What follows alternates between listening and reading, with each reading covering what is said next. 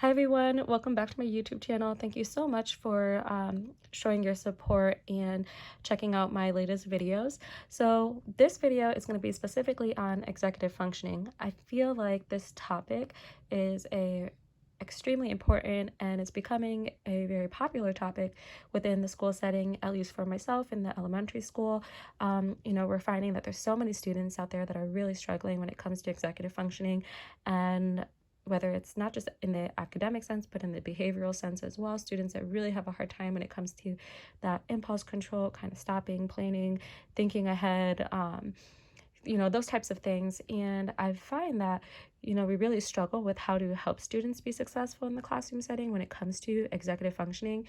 And, it's so much more than just ADHD or ADD. It's so much more than just impulse control, but there's so many pieces that go into executive functioning skills. And, you know, for us in our school system, it's a topic that I'm noticing over the years that we are talking more and more about. And how can we help our students learn? How can we help our students be successful so that when they make the transition from the elementary school to the middle school setting, they're still able to use strategies and show success. So within the recent days or weeks, I should say, I've been doing a lot of research and trying to find, topics and ways to help students build executive functioning skills. And for me, I find play-based activities are so important and they're so critical in helping students be successful, because, through play, you really help students learn a lot of strategies. You're helping students learn a lot of skill sets. So I'm a huge believer in play and incorporating play into the school setting, not just for kids in preschool or kindergarten, but honestly through fifth grade and probably even beyond. But again, just for the, for reference, I work in an elementary school setting. So I oftentimes am thinking through the lens of an elementary school professional. Um, but ways that you can help students build executive functioning skills are, actually really easy. And it's not something that you have to think, you know, too hard on, or, feel like it's something extra. But there's a lot of ways that we can model for students ways to help themselves when it comes to the different areas like metacognition, thinking out loud, thinking about our own thinking, planning. So as educators, as adults working with students, there's a lot of things like organizers, visual organizers, diagrams, modeling for the students how to initiate a task and helping them understand and see what does it look like, what does a thinker do when it comes to planning, and kind of modeling it for students by thinking out loud. Okay, first I'm gonna look at the book, I'm gonna think about the topic, what do I want to know? So there's so many different strategies that we can use, but one thing that I have been doing a lot of with my students in counseling and small groups is trying to incorporate things like using Legos, puzzles, and really modeling for the students, like, what would be the best way to tackle this first? There's so many pieces. How can we make sense of what we have? Maybe we can organize, maybe we can make piles and separate so that way it's easier to look at. So if you are, or if you don't follow me yet on Instagram, I do have an Instagram page at School Psych Managee where I share a lot of resources and ideas and strategies that you can use with students. And within the past couple months, I've been trying to share a lot of resources to help build executive functioning skills. So if you check out my page, you'll see a couple different ideas or strategies I share using Legos.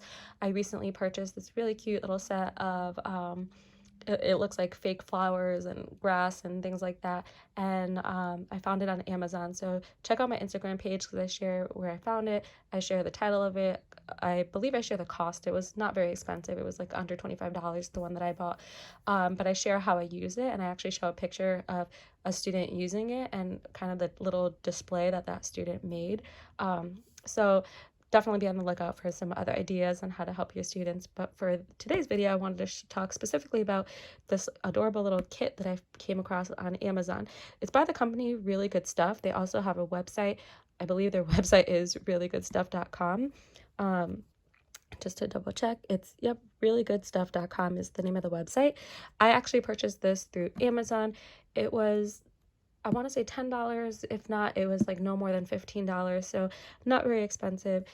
This comes with 10 puzzles and it's all specific to executive functioning skills. So it's really helping students understand and build knowledge on what those skills are.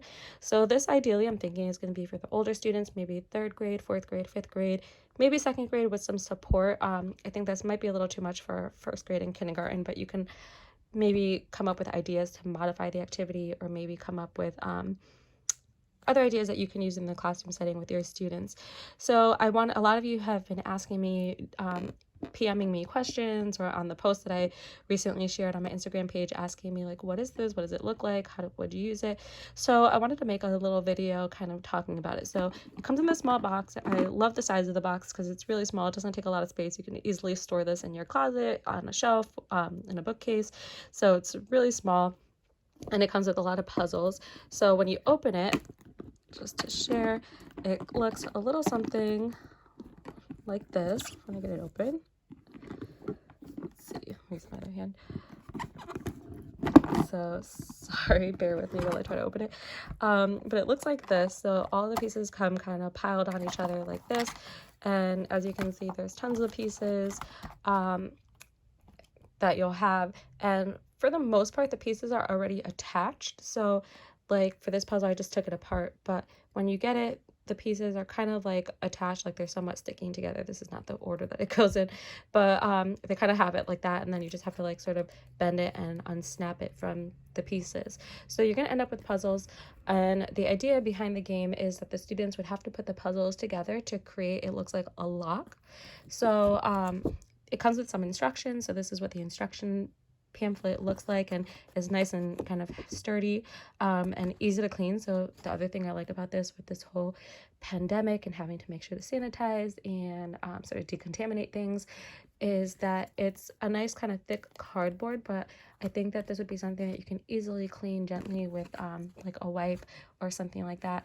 So it's something that you could easily use and have multiple students using it and clean it after a student is done. But the idea behind the game is it's specifically targeting executive functioning skills. So there's 10 different puzzles, which covers sort of 10 different domains when we think about executive functioning. And the idea is the students have to put the puzzle together to create the lock, or like the shackle pieces related to executive functioning. So as you'll see, each top of the puzzle has a specific skill. And the nice thing is on the back, it actually gives a little description of what the skill is. So for example, one aspect of executive functioning is organization, and that is the ability to develop a way to keep materials neat in work, play, and other spaces. And then for the puzzle, so these are the pieces that go with organization. So the students would have to put the puzzle together, and they have to kind of carefully look and sort of match the pieces together. So this is just a kind of quick example. So they would put it together until they can form the shackle, and they know that they form it correctly because all the pieces will look, similar. And then for each puzzle, there's a little picture, so a visual, and then it explains how organization ties into that. So desks, cleaning up your workspace often so you don't lose materials, keeping a folder for each subject, putting all your clothes in your dresser instead of on the floor, and sorting your toys into different bins. And then on the back, it has the color that kind of matches the shackle or the lock that the students would need. So that is kind of also a little clue for the students, if they pick up on it, of how they can help figure out what pieces go together. So if you see blue and blue, and same for all the other ones. So for example, planning is the ability to figure out what materials you need and what steps to take in order to complete a current or future task. And then the pieces of the puzzle, let me put it together really quick. So the pieces of the puzzle, in order to form it,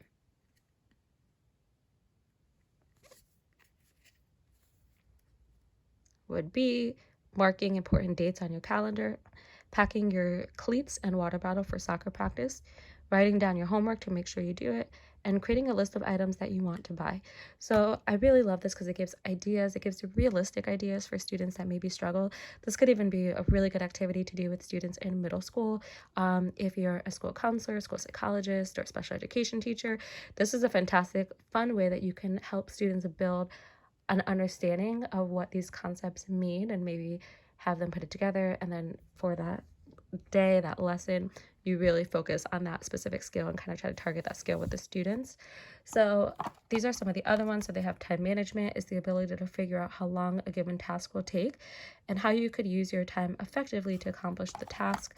Another one is task initiation. This one, I'm sure many of you can relate. This is one area that students struggle the most with, the ability to begin a task or activity independently.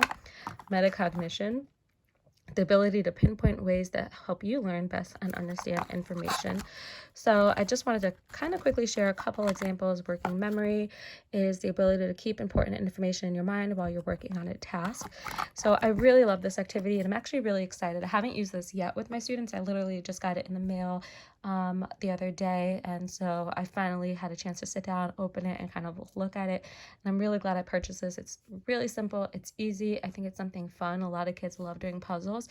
It's educational, it's informative, not just for the child, but I think for the adult as well. So even if you're a parent, an aunt, an uncle, or you might be buying this as a gift for a niece, a nephew, or a friend's child, whatever it might be, this really gives a lot of helpful information for the adult too, and kind of understanding a little better what those areas are, and even how they can help support their child or their learners, their students better understand and accomplish some of these skills.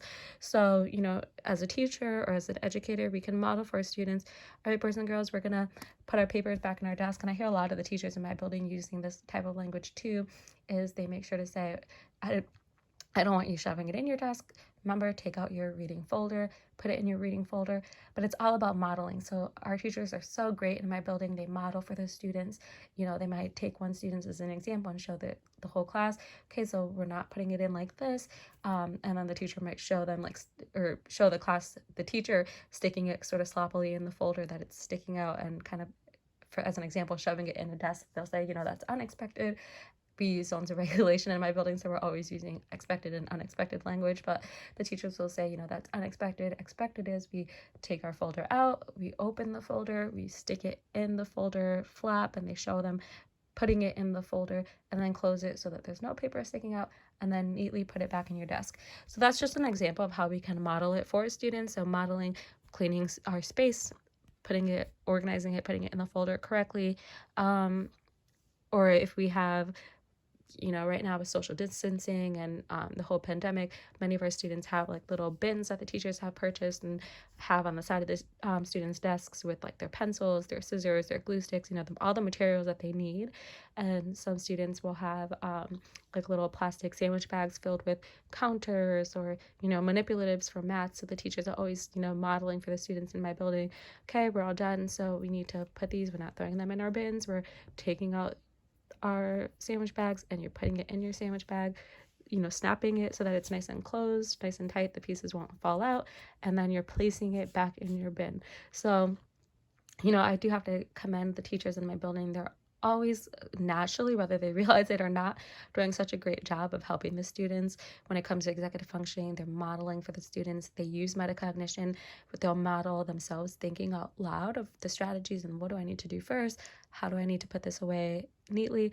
So those are just some ideas, and I just wanted to share this activity. So again, this is from the company called Really Good Stuff, and it's the Executive Functioning Skills Activity.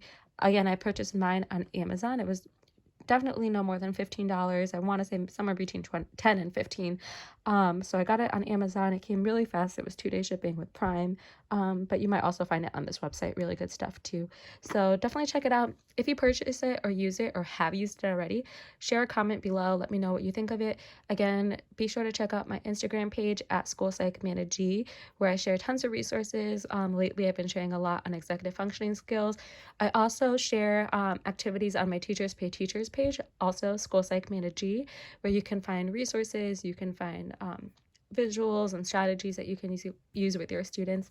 So thank you guys so much for watching this video. I hope, if nothing else, it was informative and it maybe gave you another idea on how to incorporate executive functioning skills into your school, classroom setting, your counseling sessions, or office, whatever your role might be in your building, or at home with your children or your nieces and nephews. So again, thank you so much for watching. I hope you guys have a fantastic long weekend and enjoy your Monday off, and I will talk to you guys in the next one. Bye everyone, take care.